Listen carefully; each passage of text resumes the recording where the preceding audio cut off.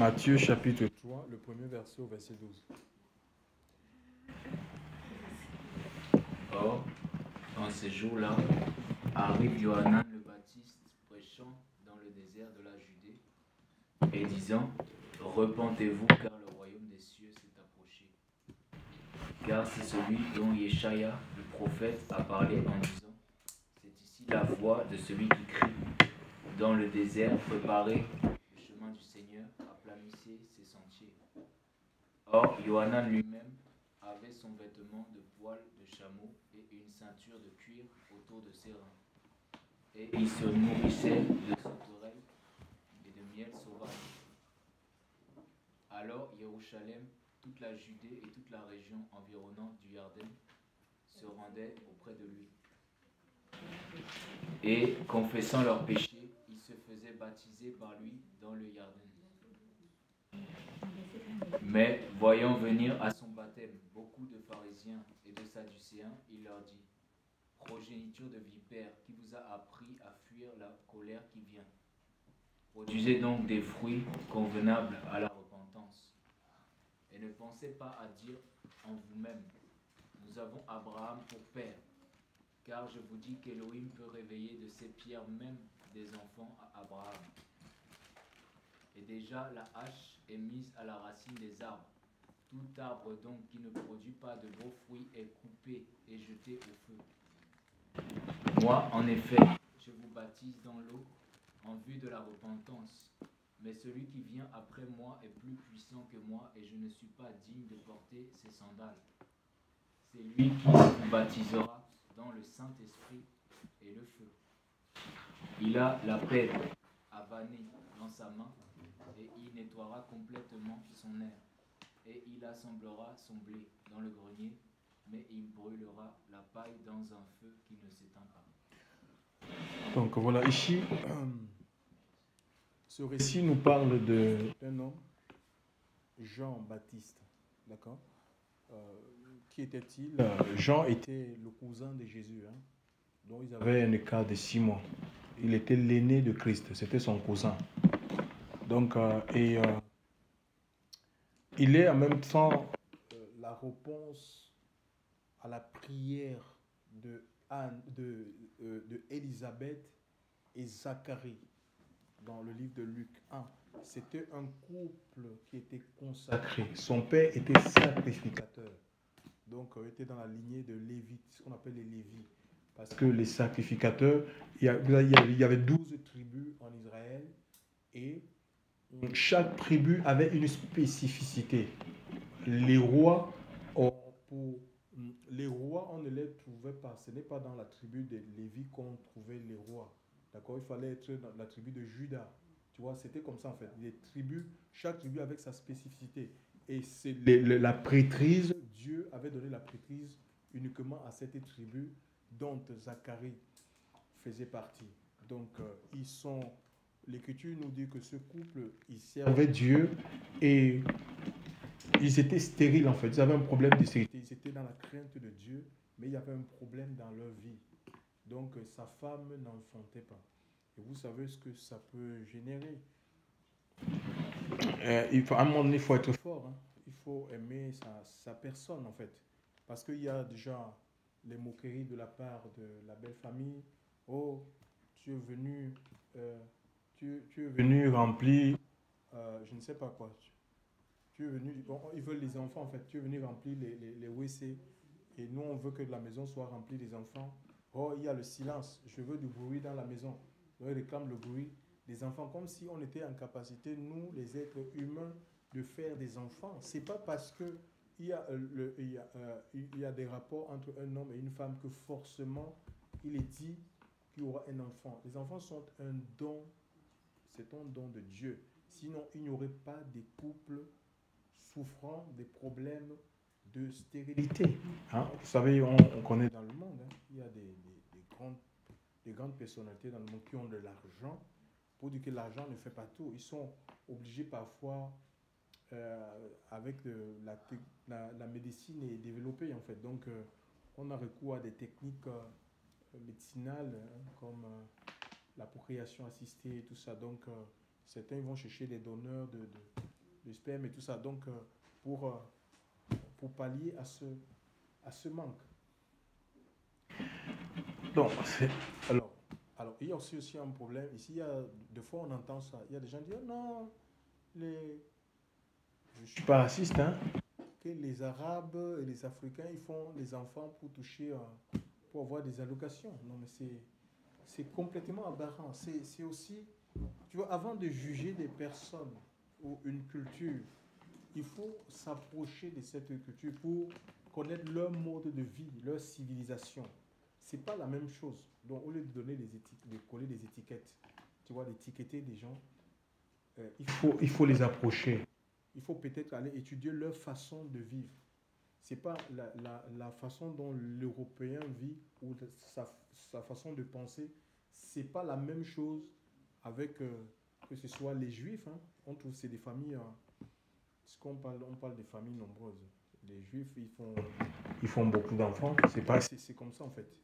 C'est des familles qui sont élargies. Et en Afrique, moi je me tourne en Afrique. Si on a fait l'Afrique, tu vas trouver des familles qui sont nombreuses et pourtant il n'y a pas les aides sociales. Hein. Mais ça n'empêche pas aux gens de faire des enfants. Donc je crois que il n'y a pas de débat en fait. C'est pas vrai ça. Et c'est Dieu qui donne les enfants. Donc dans la Bible, il y a toujours eu des problèmes de stérilité en fait. Hein.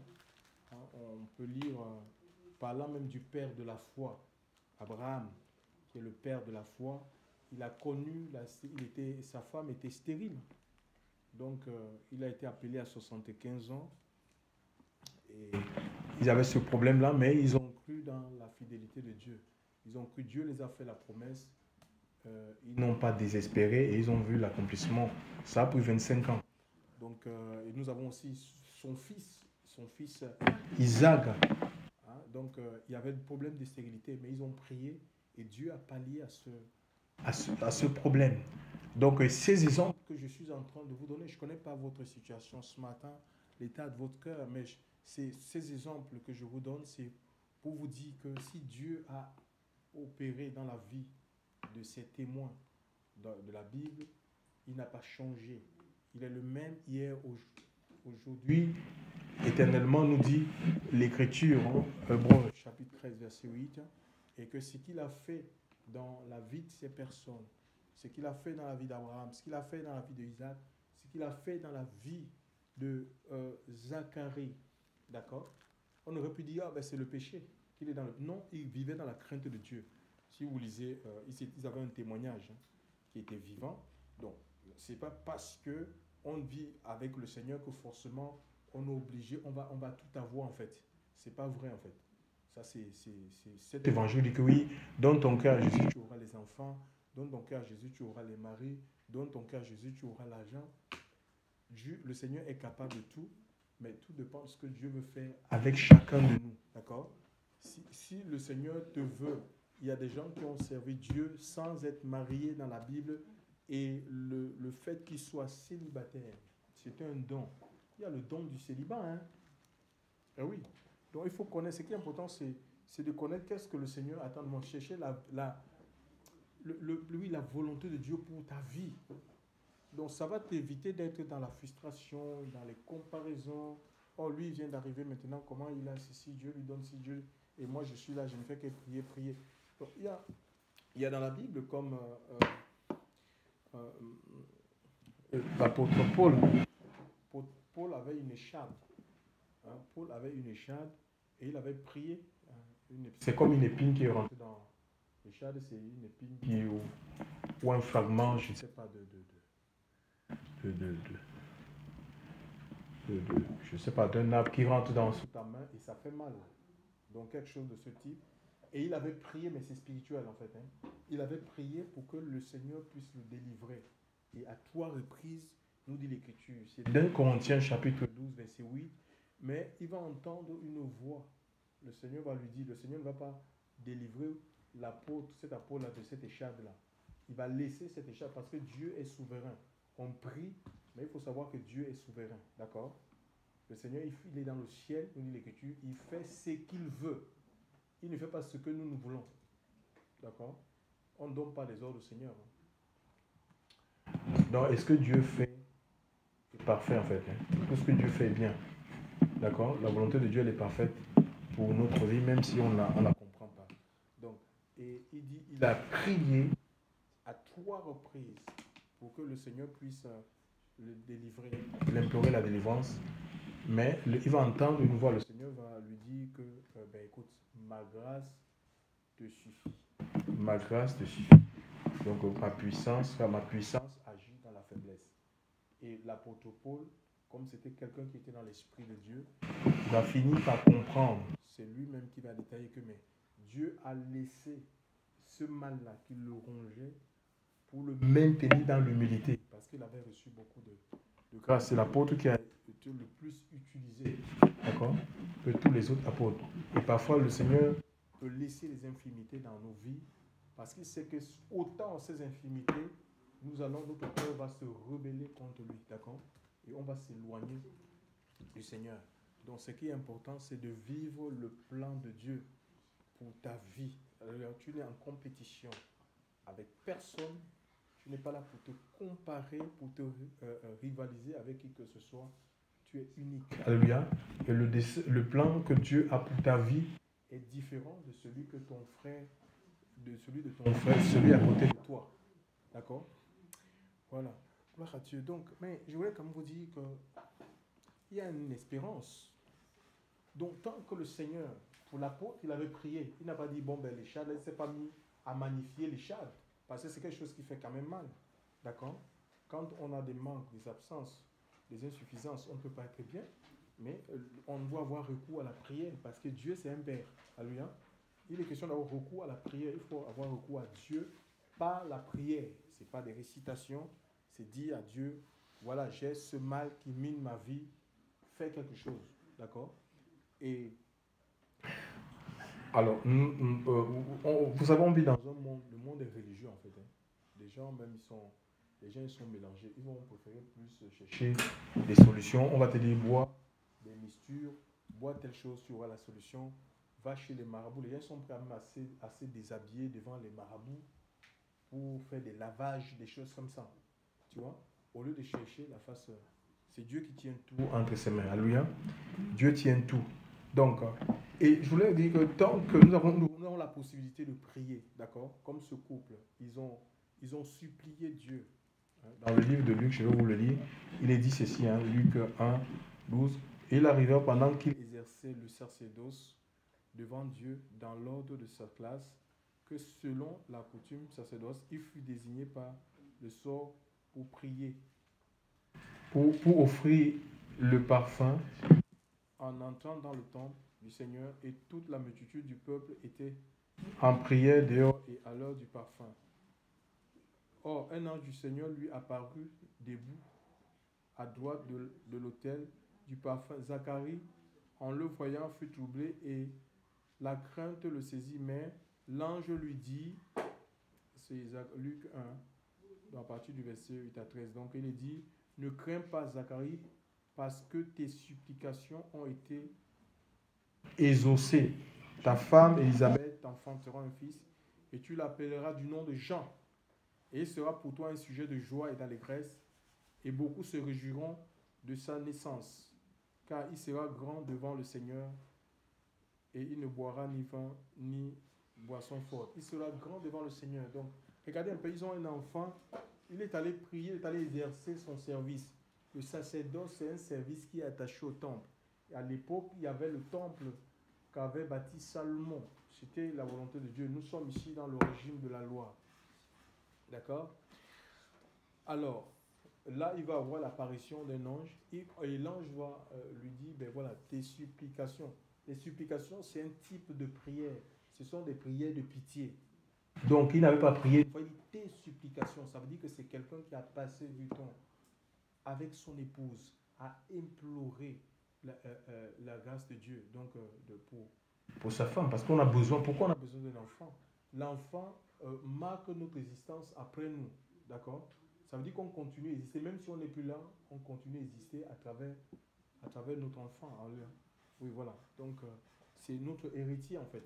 Ouais, donc, et Donc, je voulais dire que ici, là, tant que Dieu ne nous a pas dit que ma grâce te suffit dans un domaine, peut-être on est en train de prier pour un problème particulier, ça veut dire qu'il y a une possibilité pour nous d'être exaucés. D'accord? On ne doit pas arrêter, on ne doit pas se lasser de prier. On dit tes supplications. Il n'a pas prié une fois, deux fois. Il a dit, ben, comme je ne vois pas les ossements, j'arrête. Comme l'apôtre Paul a arrêté de prier après trois séances de prière. Et là, il va entendre Dieu lui dire de manière audible que non. Bon, là, ma grâce te suffit. Tu dois arrêter. Même si tu pries, je ne vais pas t'exaucer pour ça. Tu dois vivre avec ça, en fait. D'accord? Donc, il faut comprendre. Jean, il a cette réponse-là. Et Dieu va agir. Et parfois, Dieu permet certaines... il y a des exaucements qui vont tarder dans notre vie. Parce qu'en fait, tout dépend de ce que le Seigneur veut accomplir, en fait. Veut faire avec nous. Et on voit qu'ils vont avoir un enfant. D'accord? Le Seigneur il va changer la tristesse de cette femme en joie.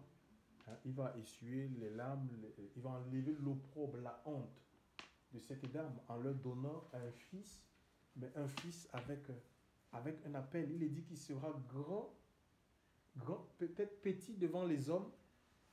Petit devant les hommes, on voit surtout, on va le voir tout à l'heure, devant peut-être les pharisiens, parce qu'ils n'ont pas, les pharisiens, ils ont dit, mais attends, franchement, mais grand devant Dieu. Donc, ce qui est important, la grandeur devant Dieu. Alléluia.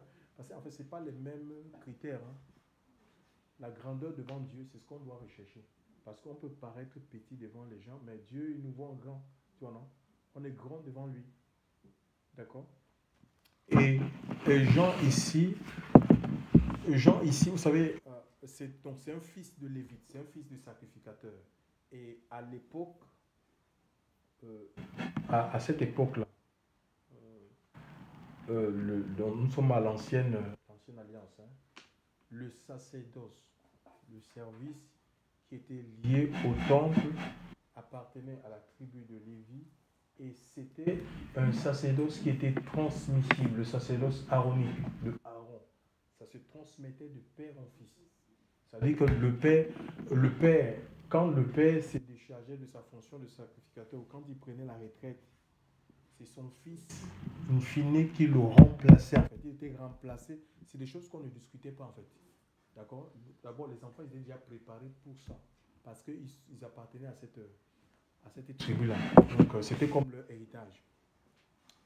Alors, on voit avec Jean que les choses vont se passer différemment. Les parents, ils étaient contents. Dieu a agi. Il leur a donné un fils. Sûrement dans le projet, dans le cœur de Zacharie. Il s'est dit, ah, merci, j'ai un héritier, j'ai quelqu'un qui va continuer ma mission dans le temple. D'accord? Sauf que les choses ne vont pas se faire comme son père.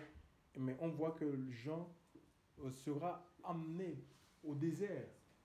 Au désert, il n'y a rien. On l'a lu tout à l'heure. Il n'y a pas de temple au désert. Le temple était à Jérusalem, à la capitale. Donc Jérusalem, à l'époque, c'était l'épicentre de l'adoration. Et toutes les fêtes se célébraient, c'était à Jérusalem, dans les fêtes de pèlerinage, où tous les Juifs, y compris ceux qui étaient à l'étranger, les Juifs de la diaspora, ils se rendaient 3 fois pour aller adorer Dieu à Jérusalem. Donc, et on voit que l'Esprit de Dieu va amener Jean au désert. Seulement, il a dû avoir de problème. Il a dû avoir la confrontation avec son père. Il dit, mais attends, franchement, toi tu es fils des Lévites. Les Lévites, ce n'est pas... C'est dans le temple. Tu vas au désert et regardez comment il était vêtu. Il n'y a pas de vêtements de poil de chameau, non. Il y avait des vêtements sacerdotaux. C'était des vêtements magnifiques. Et même à l'époque, quand Jésus est venu, il a dit, mais qu'êtes-vous allez voir au désert? Il parlait à ses contemporains. Un homme vêtu d'habits magnifiques? Non, il dit qu'ils sont dans les temples, ils sont dans les palais des rois. D'accord? Jean était habillé par un vêtement de poil de chameau. Mais ça, est-ce que ça peut attirer? Il n'était pas en veste et cravate, je ne sais pas, Givenchy, comme nos grands pasteurs, nos grands bishops aujourd'hui. Jean n'a pas exercé son ministère il n'a pas construit un temple, comme on voit des grands temples en or. Non, comme aujourd'hui, hein, rempli de beaucoup de séductions. Et les gens, ils aiment ça en fait. Tu vois?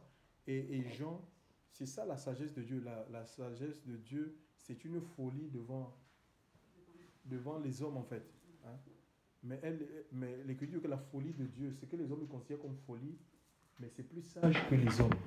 Le Seigneur, pourquoi le chameau? Le chameau, c'est un animal impur. Le Seigneur voulait qu'il soit revêtu d'abord du poil du chameau pour révéler l'impureté du peuple.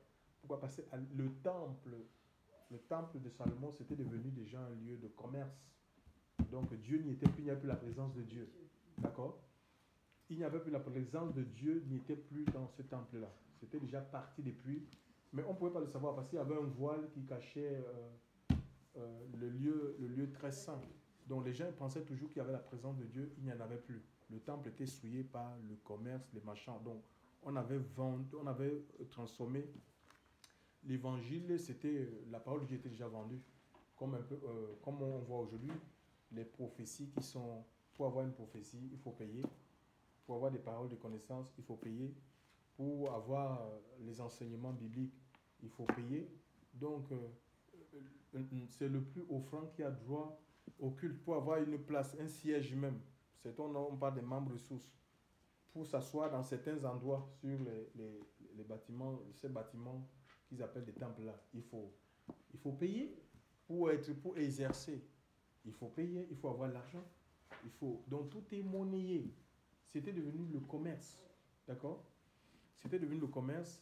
Et c'est pourquoi et Jean était il prêchait la repentance, le retour des cœurs à Dieu en fait. Hein, et sa mission, la vision qu'il avait reçue, c'était de ramener les cœurs des enfants vers le Père. Celui des pères vers les enfants. Ça nous passe, c'est la réconciliation. Il fallait que les hommes étaient coupés complètement de Dieu. Ils étaient dans les rites. C'était devenu des rites religieux. Ils adoraient du bout des lèvres, mais le cœur n'était plus au Seigneur. Et Jean va prêcher au point où, vous savez, à l'époque, les chefs religieux, là, ils concentraient tous les pouvoirs. Hein. Ils avaient le pouvoir. Ils étaient juges aussi, en fait. Ils faisaient office de juge. Hein. Ils avaient le pouvoir judiciaire, le pouvoir religieux, le pouvoir politique en même temps. Donc, et ces gens-là, le souverain sacrificateur, il était en même temps, c'était le grand juge. Et ils vont envoyer une commission. Quand vous lisez un peu, vous parcourez toutes les Écritures, que ce soit Matthieu, Luc, Marc, où on parle un peu de la vie des gens, on va envoyer une commission rogatoire en fait. Hein. C'est un juge qui mandate un autre juge ou un officier de police judiciaire pour enquêter, pour en savoir plus sur les activités de gens. Et on va lui poser la question, mais qui es-tu? Pourquoi qui t'a donné mandat de le faire? Parce que à l'époque, il fallait sortir des écoles, de leur école, hein, des écoles des pharisiens, hein, et tu n'as pas fait le rabbinat. Comment se fait-il que tu sors de nulle part? Donc il fallait qu'ils s'expliquent. Donc, et ces gens, quand ils vont retourner, parce que Jean va dire non, il n'était pas tu es le Christ, machin, tu es Élie, il a dit non, je suis une voix, la voix qui crie dans le désert. Donc ils vont retourner en disant que mais attends, pour rendre compte, et les gens vont dire mais vous aussi vous avez été séduit par cet homme. Donc Jean, c'était la voix de Dieu en fait. Hein. C'était une voix autorisée pour les hommes et les femmes de sa génération. Donc il prêchait un seul message, il avait reçu le message et il est resté fidèle à ce message. Donc il n'a pas été influencé par des foules.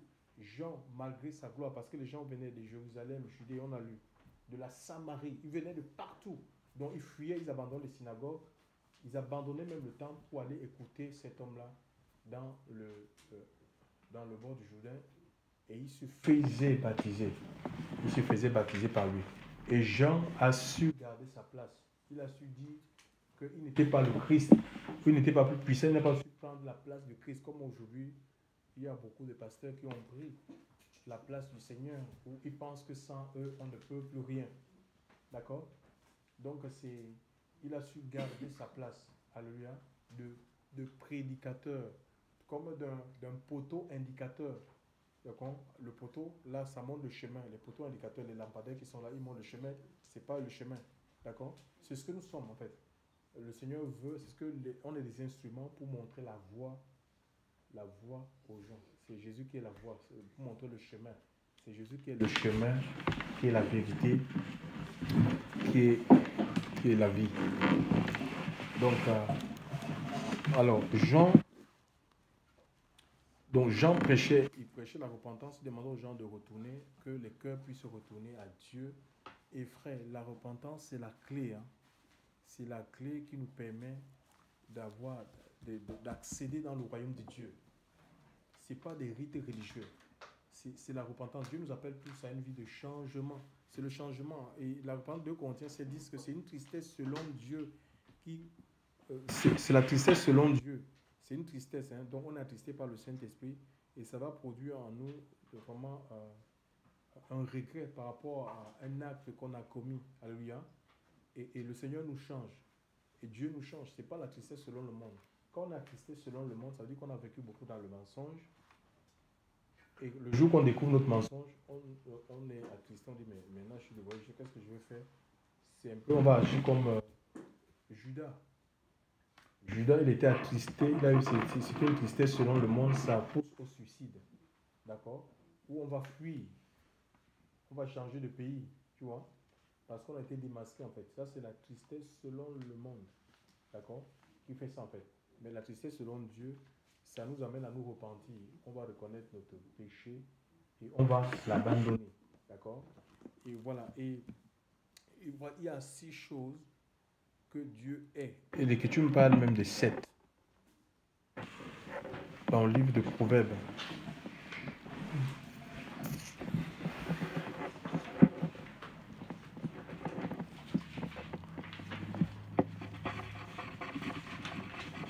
Je crois que c'est Proverbe 16, hein, verset 6. Proverbe 6.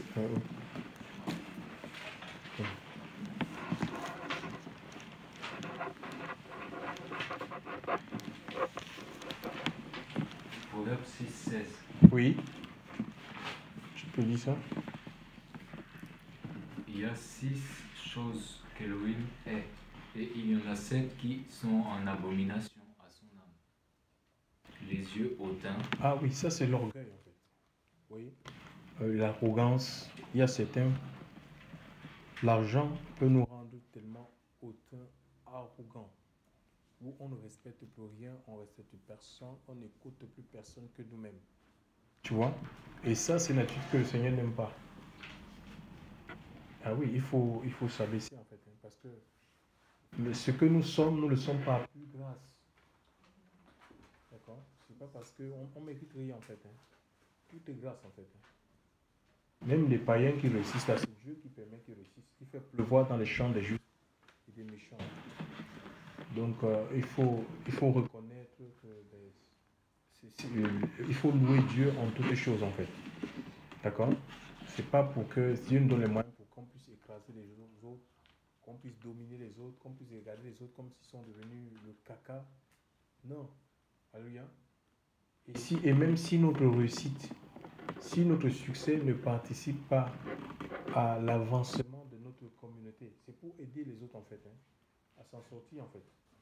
Et si notre réussite, ça n'aide pas les autres à réussir, mais ça veut dire qu'on a échoué en fait. Oui, c'est pas pour essayer de régner comme un petit roi où on dicte les gens. Non. C'est pour aider les autres à s'en sortir en fait. Tu vois?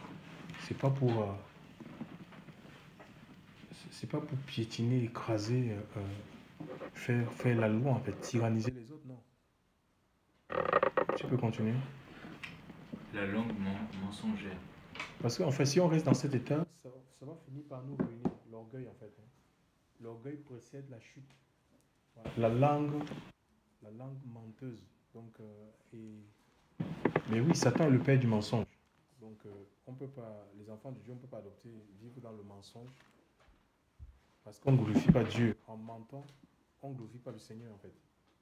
Donc, c'est parce que Satan qui est le père du mensonge. Il faut qu'on apprenne à vivre dans la vérité, à dire la vérité, même si ça nous arrange pas. Peut-être on pense que ça nous humilie, ça nous abaisse devant. Mais au moins, il en va de notre relation, notre communion avec le Seigneur. La relation, elle est avec le Seigneur. Donc, on peut mentir pour plusieurs raisons. Parfois pour se passer pour ce qu'on n'est pas, ou parce qu'on n'a pas envie que les gens pensent qu'on est quelqu'un de mauvais, non? Alléluia. Gloire à Dieu. Oui, continue mon frère. Les mains qui répandent le sang innocent. Les mains qui répandent le sang innocent. Ici, ça parle de l'injustice, d'accord? C'est l'injustice. Hein? La justice est là. Si on est fort, c'est pour protéger les faibles. Et surtout nous, enfants de Dieu, en fait. Hein? Si on est fort, hein, si Dieu t'a donné des moyens dans ta famille, là, ou t'a donné une position dans ta famille, là, c'est pour protéger, c'est pas pour écraser, c'est pas pour arracher les terrains de tes cousins. Où tu commandes, donne-moi ton terrain, là, je le prends à 100 000. C'est pas normal, ça. Hein? C'est pas pour dépouiller les autres, c'est pour protéger les gens qui sont faibles. Et même la justice, le magistrat, il n'est pas là pour faire de la politique. Il doit protéger les faibles, les fragiles. C'est pour défendre le droit de l'orphelin, de la veuve. C'est comme ça. Il faut se ranger du côté des faibles. En tout cas, moi, c'est ce que le Seigneur m'a demandé, de me ranger du côté des faibles. Donc, voilà. Reprendre le sang innocent aussi, c'est des avortements. Hein. Jean a tressailli, il avait 6 mois. Il a tressailli de joie. Il était encore un fœtus. Quand il a vu, quand il y a eu cette rencontre avec Marie, Marie était enceinte de Jésus. Jean a tressailli de joie. Chers frères et sœurs dans le Seigneur. Donc, la vie commence dès la conception. Donc, combien on est dans un pays où, bon, la liberté, pas de liberté, je ne sais pas quel genre de liberté, où on a la liberté d'assassiner les bébés. La Bible dit tu ne tueras point. Je crois que c'est le 6e commandement. Et regardez, il y a 200 000 avortements en France qui sont déclarés chaque année. Peut-être avec le Covid, si ça a essayé, parce qu'il y a beaucoup des opérations qui ont été déprogrammées pour dire que tout ce que Dieu fait est bon. Donc, je pense que ça a rétréci en fait le chiffre. Les avortements, il y a des avortements que les gens y font et ça peut brûler même ton utérus en fait. Hein? Et après, tu te retrouves que tu ne peux plus faire un enfant. Mais tu vas te mettre à accuser. On te dit bois telle mixture. Tu bois et ça peut avoir des effets sur. Puis toi avec tel produit, tu ne sais pas ce que ça va provoquer là-bas.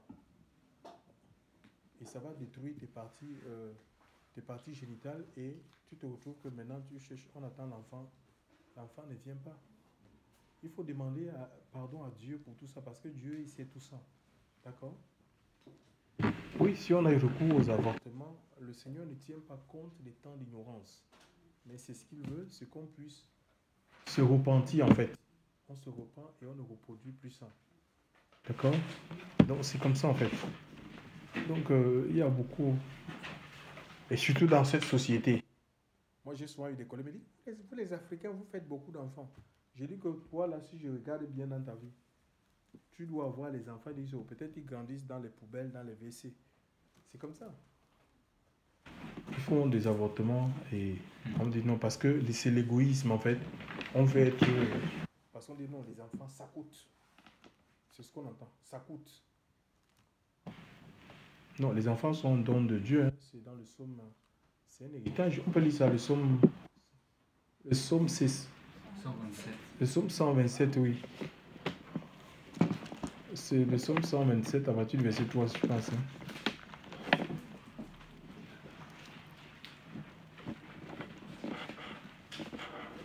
Oui, à partir du verset 3.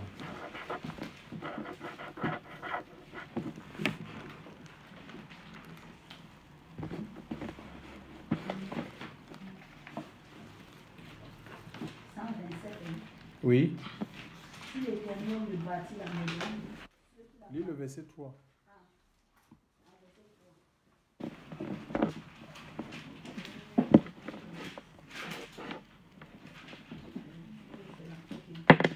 Voici les fils sont un héritage de l'Éternel.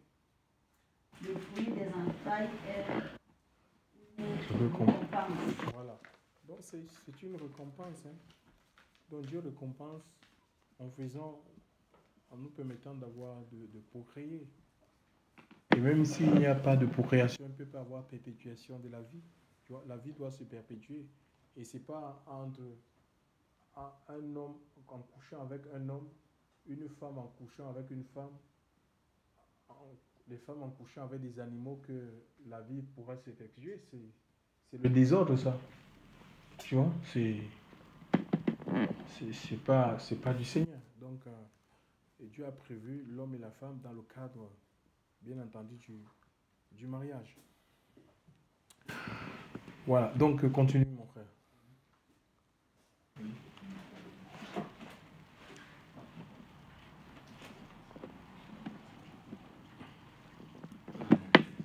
C'est Proverbe 16. Oui, Proverbe 16, verset 6. Oui, on est à Proverbe 6, verset 16. Le cœur qui médite.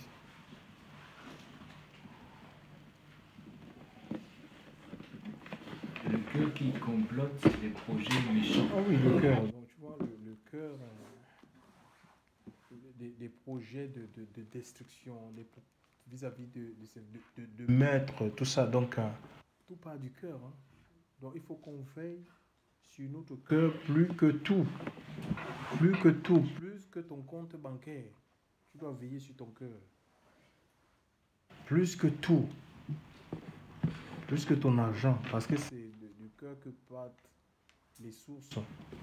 Le Seigneur met des sources de la vie, en fait. Hein. L'eau, la présence de Dieu. L'eau de l'esprit. Par Dieu. Donc, des projets de meurtre, de destruction, il faut Dieu, on doit se repentir de ça, en fait.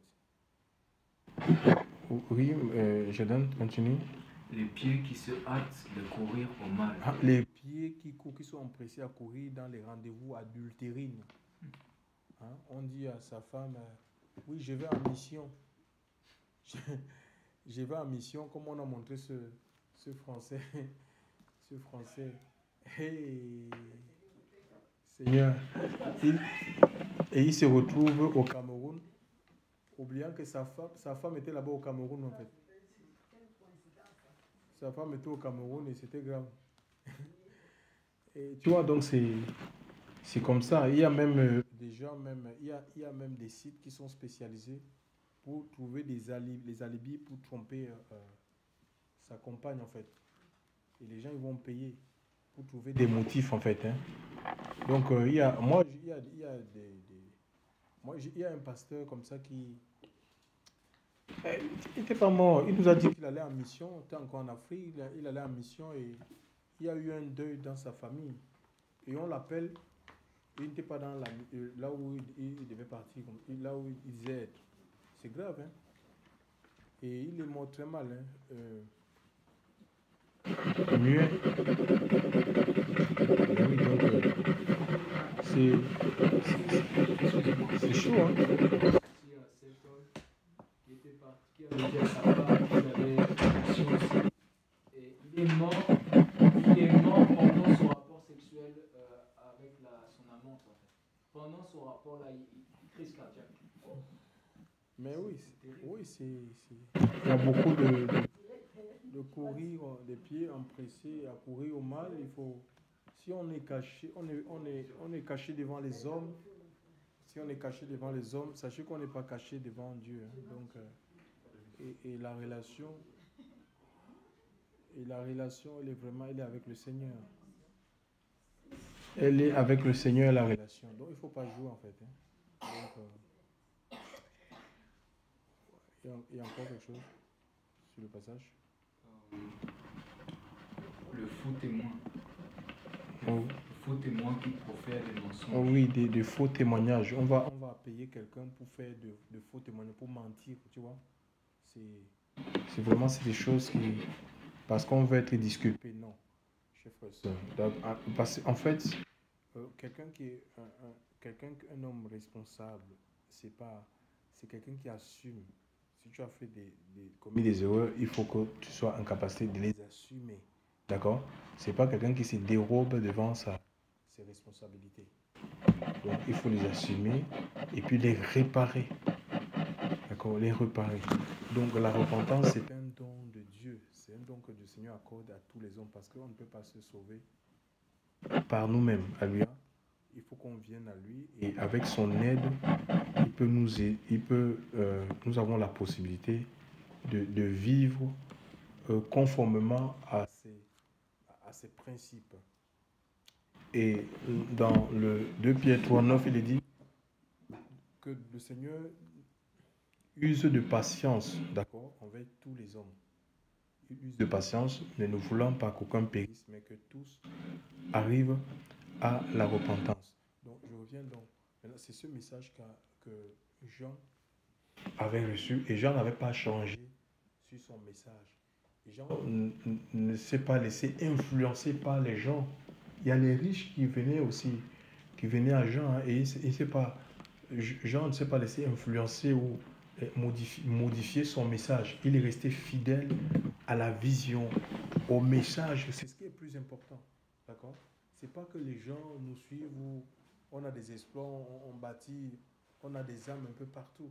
Mais est-ce qu'on est fidèle à ce que Dieu nous a commandé de faire? Parce que c'est pas le Seigneur, c'est pas le succès. Parce que beaucoup aujourd'hui, ils se sont sortis de la voie de Dieu parce que on regarde le voisin. Lui, il a commencé son œuvre maintenant. Il a 4 cathédrales. Et puis il y a des gens qui vont dire, mais où est ta cathédrale? Toi, tu n'as pas de cathédrale. On peut faire des pressions sur toi. On peut t'aider à construire aussi ta part de cathédrale. Et c'est comme ça que tu vas sortir de... Pourtant, le Seigneur t'a jamais demandé de construire de cathédrale. Donc, toi aussi, on se laisse regarder. Jean, il est resté au désert. Et les gens, peut-être les gens vont même lui proposer l'argent que mais quitte le désert. Nous, on a des parcelles de terre là-bas en Samarie. Nous, on peut te donner ça et puis on peut construire quelque chose pour toi. Tu vas siéger là-bas un peu comme les prêtres, les pharisiens. Regarde comment ils se moquent de toi. Tu vois? Non, Jean, il est resté. Il y a des pressions. Mais il faut rester parce que si tu quittes, si tu abandonnes la vision de Dieu, si tu quittes le plan de Dieu, la présence de Dieu t'est ôtée aussi en fait. Hein. Mais tu vas continuer à fonctionner parce que Dieu ne se repent pas de ses dons. Tu vas continuer, mais tu seras comme une cymbale qui résonne sans la présence de Dieu.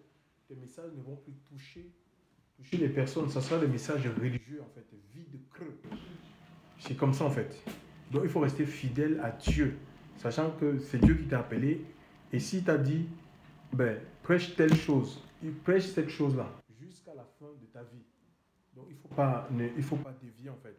Ne cherche pas à arranger, ne suis pas tes intérêts. Mais sinon, ces intérêts-là vont t'éloigner, vont te sortir de la présence du Seigneur. L'Écriture nous dit que dans le livre de Luc 7, là, il y a des gens de mauvaise vie,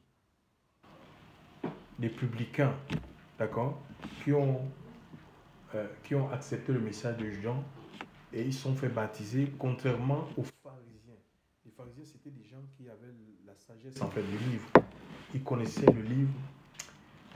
Ils se sont mis à réfléchir. Parce que quand les gens ils ont beaucoup la connaissance, ils réfléchissent. Qu'est-ce qu'il peut nous enseigner?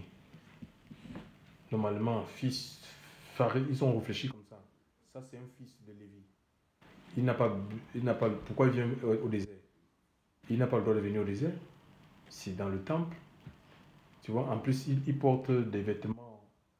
Il ne sait pas que c'est dans la loi. Il n'a pas lu dans la Torah que le chameau, c'est un animal impur. Tu vois, donc ils ont raisonné comme ça, mais Dieu ne peut pas l'envoyer. Donc, ça ne peut pas être un envoyé de Dieu. Donc, ils ont jugé que ce n'est pas un envoyé de Dieu. Donc, ils ont refusé. Non, mais non. Dieu fait ce qu'il veut. Donc, Jean, regardez un peu le message. Jean aussi, on voit que Jean n'a pas cherché à séduire les gens. Donc, il est resté dans la simplicité. Tu vois? Il est resté dans la simplicité. Tu vois? Il n'a pas cherché à séduire, il dit, mais il faut que j'arrange un peu mon accoutrement. Le vêtement, le poil de chameau, ça peut faire fuir même. Ça peut faire fuir les âmes. Regardez son alimentation, ce n'était pas les rôtis de veau. Donc il n'a pas cherché à soigner son apparence pour séduire. Il y a beaucoup de séduction dans nos... Mais il faut rester simple, naturel, et l'Esprit de Dieu va le Seigneur sera là. C'est l'œuvre de Dieu, c'est pas notre œuvre en fait. C'est pas, donc on ne peut pas chercher à aider Dieu en mettant des artifices, machin. Il faut qu'est-ce que les gens vont penser. Attends, je fais ça. Il faut rester naturel et porter tout simplement le message de Dieu comme Jean l'a fait. Et Jésus, parlant de Jean, il a dit que c'est le témoignage qu'il a donné, hein, alors que Jean n'était plus là. Jean était déjà décapité à cause de la vérité. Donc il dit c'était une lampe qui brûlait et qui luisait. Et beaucoup se sont réjouis à sa lumière. D'accord? Il brûlait et il luisait, il éclairait en même temps. Donc il enseignait la parole de Dieu. En même temps, il était témoin de cette parole à sa vie. D'accord? Et ça a impacté, ça a eu une grande influence dans la vie de ses contemporains. Donc que le Seigneur vraiment puisse nous aider, qu'il fasse de nous des gens, alléluia, des gens de notre génération en fait. Hein, des gens qui veulent des témoins vivants. Voilà, pas des témoins morts, hein, des témoins vivants. Alléluia, non seulement on prêche la parole de Dieu, mais on vit la parole du Seigneur. Alléluia. C'est ce qui va affecter aussi notre entourage. Gloire à Dieu. Merci Seigneur. Donc ce matin, nous allons